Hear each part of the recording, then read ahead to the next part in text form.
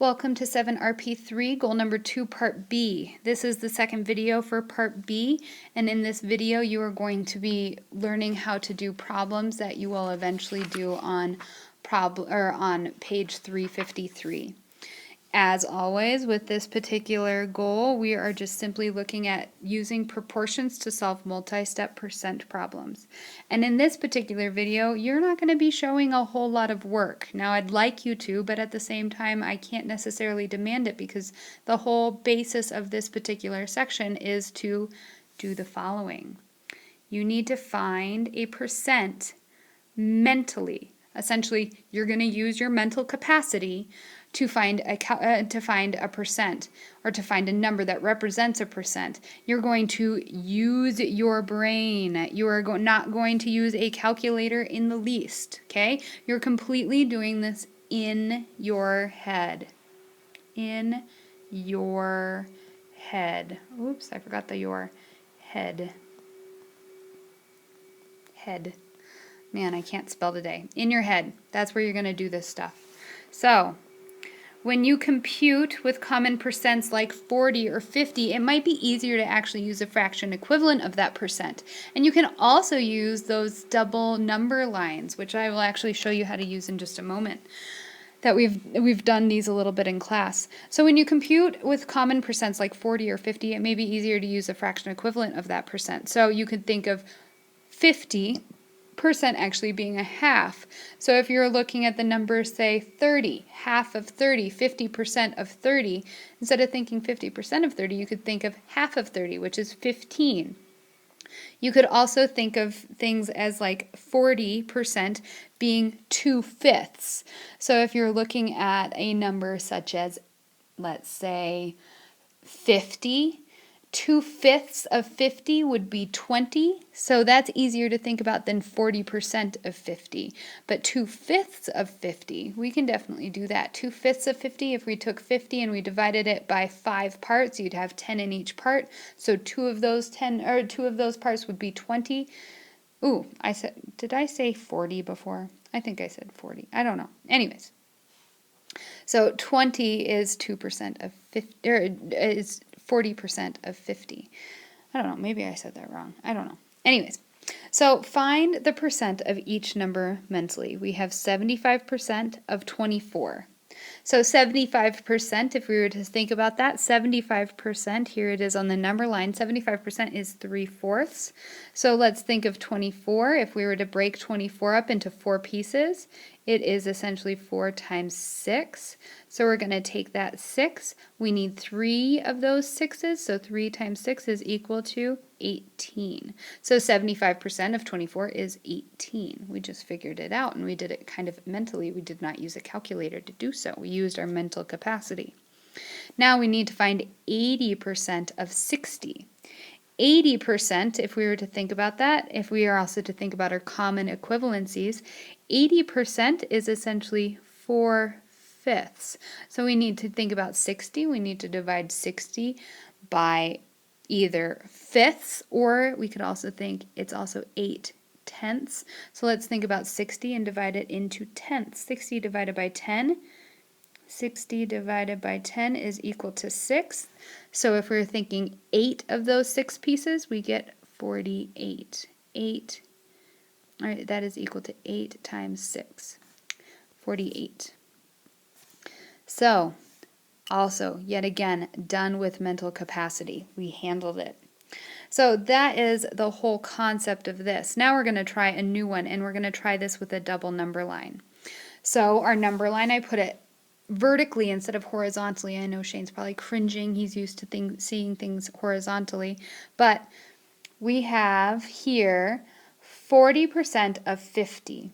And to create our double number line is I have percents on one side, and what I'm going to put on this side, on the left-hand side, is the whole, which is 50, compared to 100. The whole of 100 would be 50, and 0 at the bottom because that represents 0.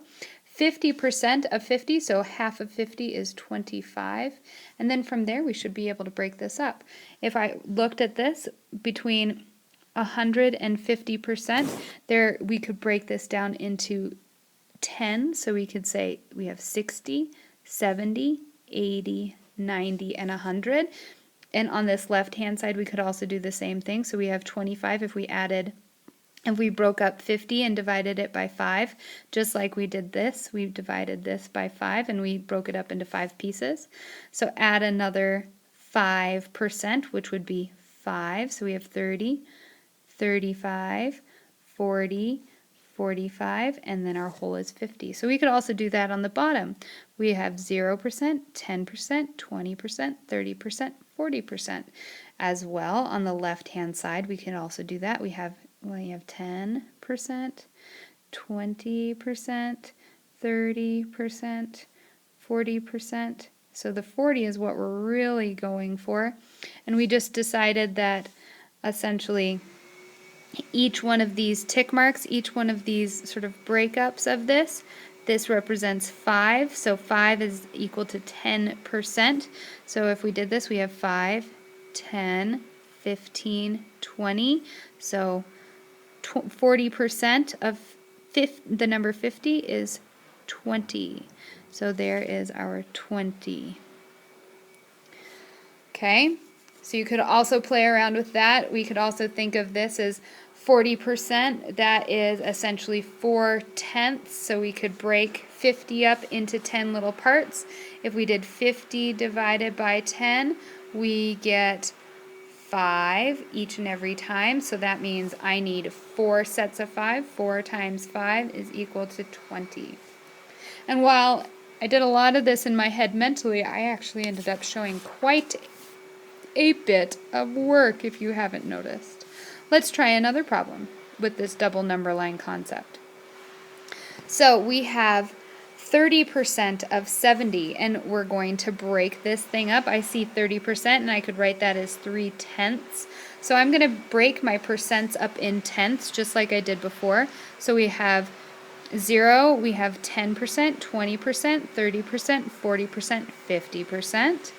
60%, 70%, 80%, 90%, 100%. So we have 10, 20, 30, 40, 50, 60, 70, 80, 90, and 100. And then we also need to now think of, if I broke this 30 up into 10 pieces, if I divided this 70 by 10, we would get 7s for each piece. So each one of these little nuggets is equal to the number 7. So we can say I need 30 of those, or 30% of those. So 30% is 7 plus 7 plus 7, which equals 21. So 30% of 70 is 21. Hey girl. Okay, so let's practice a couple more percent problems. We have 10% of 76 and 1% of 122. So if we're looking at this, 10% of 76, we're looking at simply 10%. That is essentially 10 out of 100, or 1/10. So we need to look for 1/10 of this, and 10s are kind of nice and cool because 10s allow us to just move decimal places. 100s allow us to move decimal places. Thousands allows us to move decimal places. So we could just take our decimal place and divide by 10, and we would get 10%. So we get 7.6 is 10% of 100, or of 76. 1% of 122, that's 1 over 100. So that looks like 2 decimal places that will move. And so we end up getting 1.22 is 1% of 122. Last little bit, we need to be able to estimate, and by estimating we don't have to have perfect answers, but we need to think of something fairly close. So if we're looking at the number 26, we could say that's pretty close to 25%, and 25%, we know that equivalent fraction is 1/4. So 1/4 of 64, we need to essentially divide 64 by 4, and if we do that, 4 goes into 6 one time, and so we have 4 minus, and we have 2 left over. We're going to bring down our 4. 4 divided by 24 is 6. So 25% or so of 64 is 16.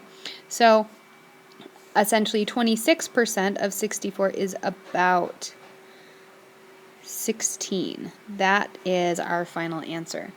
Now let's look at this one. This one's a little more tricky. 2/3 of a percent of 891. If we were looking at 2/3 of a percent, that is essentially like saying kind of almost 1. Let's look at first 1%. 1% of 100 or 891 is essentially 1 over 100.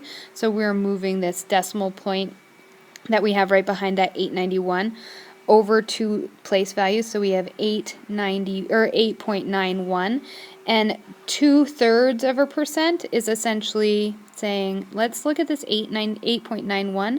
We can round that up to 9, and 2/3 of 9.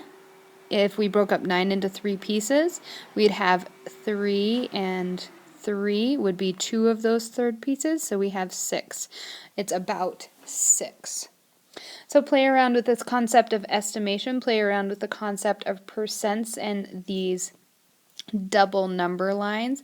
These double number lines can potentially really keep you very nicely organized, and they're kind of fun. So look at those double number lines. Number lines. Big smiley face. And I hope you can work yourself through these problems. The problems start on page 353. If you have any questions, as always, please ask. Thank you.